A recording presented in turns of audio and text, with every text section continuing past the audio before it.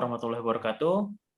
Halo semuanya, kami dari TBA kelompok 6 Pendidikan Pancasila dan Kewarganegaraan yang diampu oleh Bapak Aprianda Kusuma Wijaya. Kami dari kelompok 6 akan menjelaskan tentang demokrasi Indonesia dan kelompok kami terdiri dari, silakan slide selanjutnya. Kelompok kami terdiri dari Amal Uswatun Hasanah, Rida Sukma Destova, Muhammad Argi Sindogo Utama, Putri Rahmatul Fadilah. Seperti yang kita ketahui, bahwa demokrasi berasal dari bahasa Yunani kuno pada abad 5 Masehi. Negara tersebut biasanya contoh awal dari sistem berhubungan dengan hukum demokrasi modern. Namun, arti istilah ini telah berubah sejalan dengan waktu dan definisi berevolusi bersama dengan perkembangan sistem demokrasi di banyak negara. Kata demokrasi yaitu terdapat dua kata, yaitu demos dan kratos, yang berarti demos rakyat dan kratos artinya pemerintahan. Dan maksud dari sistem demokrasi ini adalah yaitu pemerintahan dari rakyat, oleh rakyat, dan untuk rakyat. Konsep ini menjadi sebuah kata kunci tersendiri dalam bidang ilmu politik, sama halnya seperti pemilu. Kenapa pemilu? Karena pemilu juga merupakan sistem atau konsep demokrasi yang contohnya pemilu yang bebas dan adil, partisipasi aktif warga negara dalam politik dan ruang publik, perlindungan terhadap hak asasi manusia, hukuman sebagai panglima atau supermasi hukum. Kesuksesan dari sebuah demokrasi yaitu adalah partisipasi masyarakat yang efektif, kesamaan hak suara tingkat, kecerdasan pemilih, dan inklusi sosial. Baik, untuk selanjutnya akan dijelaskan oleh Saudara Fredan Sukmadesova. Baik, selanjutnya bentuk-bentuk demokrasi. Pada dasarnya demokrasi terbagi dalam dua, yaitu demokrasi langsung dan perwakilan. Dalam demokrasi langsung, semua populasi orang dewasa hadir dalam bentuk majelis, mengambil bagian dalam pengambilan keputusan dan pelaksanaan kekuasaan. Pada demokrasi langsung, tidak mendelegasikan kekuasaannya kepada orang lain atau perwakilan. Seperti contohnya pada negara zaman Yunani kuno, mempraktikkan demokrasi secara langsung. Di zaman modern ini, hanya beberapa kanton atau negara bagian seperti Swiss yang mempunyai majelis langsung, yang disebut Landsgemeinde. Beberapa perangkat demokrasi langsung antara lain referendum. Referendum artinya merujuk beberapa masalah yang penting. Yang kedua ada inisiatif.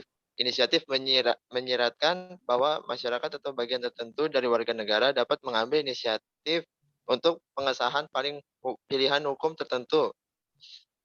Orang dapat mengirim proposal ke badan legislatif yang mungkin akan memperlakukan hukum pilihannya tersebut. Yang ketiga ada pembatalan. Dengan perangkat ini, orang-orang dari daerah pemilihan secara mayoritas dapat meminta legislatif menarik kembali perwakilannya sehingga membatalkan status perwakilan tersebut sebagai legislator. Yang keempat ada plebiscit. Plebiscit menunjukkan bahwa orang-orang menjadi konsultan secara langsung mengenai masalah-masalah kepentingan politik. Plebiscit pernah terjadi pada tahun 1935 saat rakyat diminta untuk mengungkapkan pendapatnya apakah ingin tetap di suatu negara atau tidak. Dan yang kedua ada demokrasi tidak langsung. Demokrasi tidak langsung disebut juga demokrasi perwakilan. Dalam bentuk demokrasi ini, orang bukan secara langsung mengambil bagian dalam pemerintahan, tetapi melalui perwakilan yang dipilih. Orang-orang tidak dapat berkumpul di satu tempat dan mendiskusikan berbagai hal dan membuat hukum. Orang-orang dewasa memilih perwakilan untuk duduk di pemerintahan secara berkala. Terdapat perbedaan antara demokrasi langsung dan tidak langsung. Dari yang pertama dari segi arti. Arti demokrasi langsung dapat digambarkan sebagai sistem pemerintah di mana penerapan hukum melalui pemilihan umum oleh semua warga negara. Sedangkan demokrasi tidak langsung adalah bentuk pemerintahan di mana warga negara memilih perwakilan diberi kekuasaan untuk membuat keputusan atas nama rakyat. Yang kedua, kebijakan. Pada demokrasi langsung, rakyat secara langsung mengambil keputusan terkait kebijakan pemerintah, undang-undang, dan masalah lain. Ya, baliknya dalam demokrasi tidak langsung, rakyat memilih wakilnya untuk mengambil keputusan tentang perumusan undang-undang dan kebijakan. Yang ketiga ada legislatif. Dalam demokrasi langsung, seluruh komunitas membentuk badan legislatif. Sedangkan dalam demokrasi tidak langsung, perwakilan terpilih dari partai yang menang membentuk pemerintah dan merupakan bagian dari legislatif. Yang keempat dari segi wilayah. Wilayah negara demokrasi langsung paling cocok untuk negara-negara kecil. Sementara itu demokrasi tidak langsung baik untuk negara-negara besar. Selanjutnya. Sistem demokrasi di Indonesia terbagi jadi dua, yaitu sistem parlementer dan sistem presidensial. Yang pertama, sistem parlementer. Sistem parlementer menggunakan dua konsep, yakni kekuasaan eksekutif dan legislatif. Dalam sistem parlementer, kepala negara adalah seorang raja, ratu, atau presiden. Sedangkan kepala eksekutif adalah seorang perdana menteri. Negara yang menerapkan sistem parlementer ini adalah Inggris dan India. Indonesia pun pernah memakai sistem parlementer ini pada 14 November hingga 12 Maret 1946. Ini terjadi di bawah kepemimpinan Perdana Menteri pertama Indonesia, yaitu Sultan Syahrir. Sistem demokrasi parlementer diberlakukan setelah jatuhnya kabinet presidensial pertama pada tanggal 14 November 1945. Dan yang kedua ada sistem presidensial. Sistem presidensial adalah penyelenggaraan pemilihan presiden secara langsung melalui pemilihan umum dalam kurung pemilu, seperti yang ada di Indonesia. Dengan dipilihnya presiden secara langsung oleh rakyat, maka presiden terpilih tersebut akan mendapatkan mandat secara langsung oleh seluruh rakyatnya. Negara yang menerapkan sistem presidensial diantaranya yakni Amerika Serikat, Filipina, Argentina, Myanmar, Brazil, Kolombia, dan Meksiko. Next, selanjutnya. Nah, ini adalah saya akan memaparkan kepada pemirsa semua. Jadi gambar yang pertama yaitu sistem parlementer. Contohnya yaitu pada rapat MPR. Dan yang kedua itu ada gambar mengenai sistem presidensial, di mana sistem presidensial ini Indonesia telah dipimpin oleh 7 presiden. Yang pertama oleh Presiden Soekarno, yang kedua oleh Bapak Soeharto, yang ketiga oleh Bapak B.J. Habibie, dan yang keempat Bapak Abdurrahman Wahid, yang kelima Ibu Megawati Soekarno Putri, dan yang keenam Bapak Presiden Susilo Bambang Yudhoyono, dan Bapak Insinyur Haji Jokowi yang sampai sekarang ini memimpin Indonesia. Sekian, terima kasih. Nah, di sini saya akan menjelaskan tentang sejarah demokrasi yang terjadi di negara kita Indonesia. Perkembangan demokrasi di negara kita Indonesia terjadi sebanyak 4 kali. Yang pertama yaitu pada periode 1945 sampai 1959 yang disebut dengan periode parlementer. Kemudian periode kedua yaitu pada tahun 1959 sampai 1965 yang dikenal dengan demokrasi terpimpin. Ketiga, periode 1965 sampai 1998 yang dikenal dengan sebutan Orde Baru. Dan yang terakhir, pada tahun 1998 sampai dengan sekarang dikenal dengan era reformasi. Nah, di sini saya akan memaparkan tentang pemilu di negara kita Indonesia. Pemilu Indonesia. Pelaksanaan pemilu di Indonesia dilandasi pembukaan Undang-Undang Dasar Negara Republik Indonesia 1945 alinea keempat, yaitu yang berbunyi disusunlah kemerdekaan kebangsaan Indonesia itu dalam suatu Undang-Undang Dasar Negara Indonesia yang terbentuk dalam suatu susunan negara Republik Indonesia yang berkedaulatan rakyat. Juga pada perubahan Undang-Undang Dasar Republik Indonesia tahun 1945, pasal 1 ayat 2 yang mengatakan bahwa kedaulatan itu berada di tangan rakyat dan dilaksanakan menurut Undang-Undang Dasar.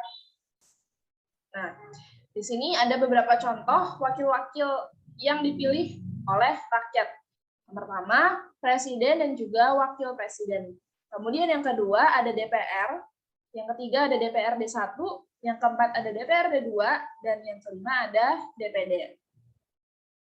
Nah, di dalam pelaksanaan pemilu, negara kita memiliki asas-asas pemilu, yang mana asas-asas pemilu ini harus dilakukan demi terciptanya pemilu yang kondusif, yang aman, dan damai. Nah, asas-asas pemilu tersebut yaitu langsung, umum, bebas, rahasia, jujur, dan adil, yang termuat dalam pasal 22E ayat 1 Undang-Undang Dasar 1945 atau kita biasa menyebutnya dengan Luber Jurdil.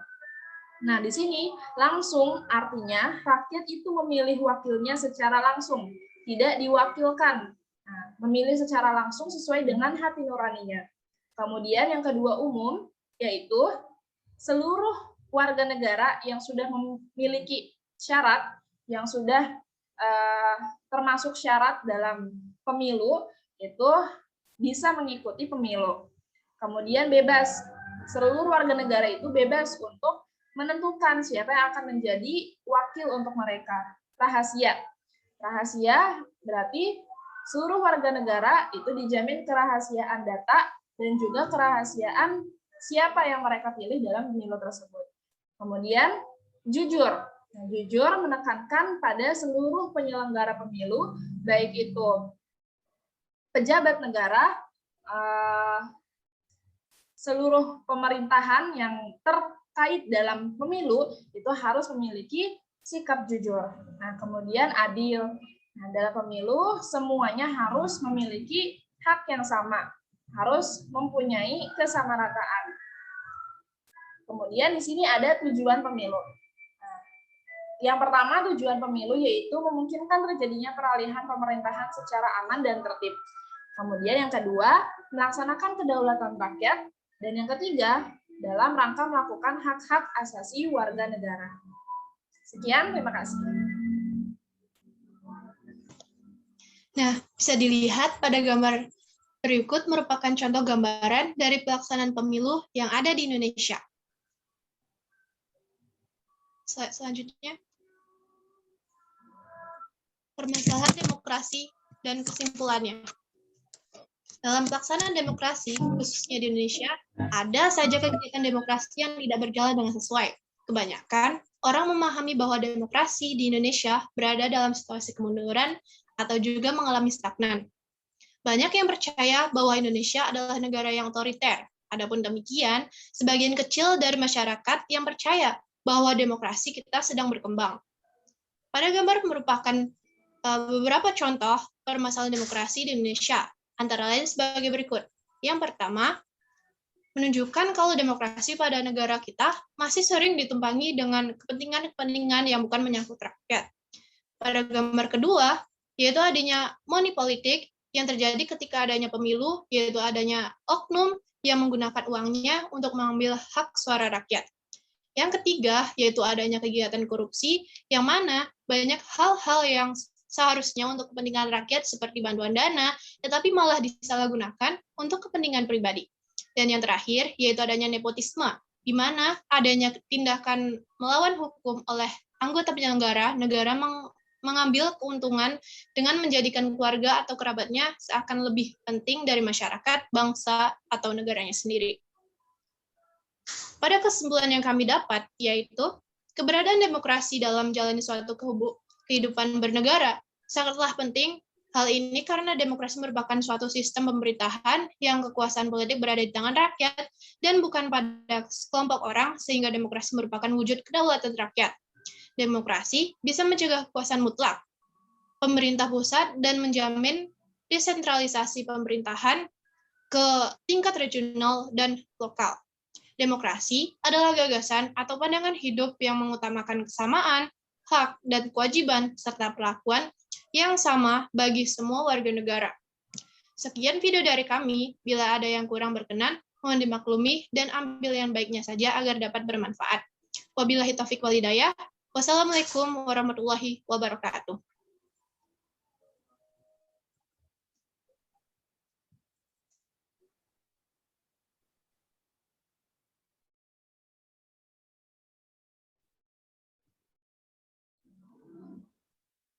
Udah?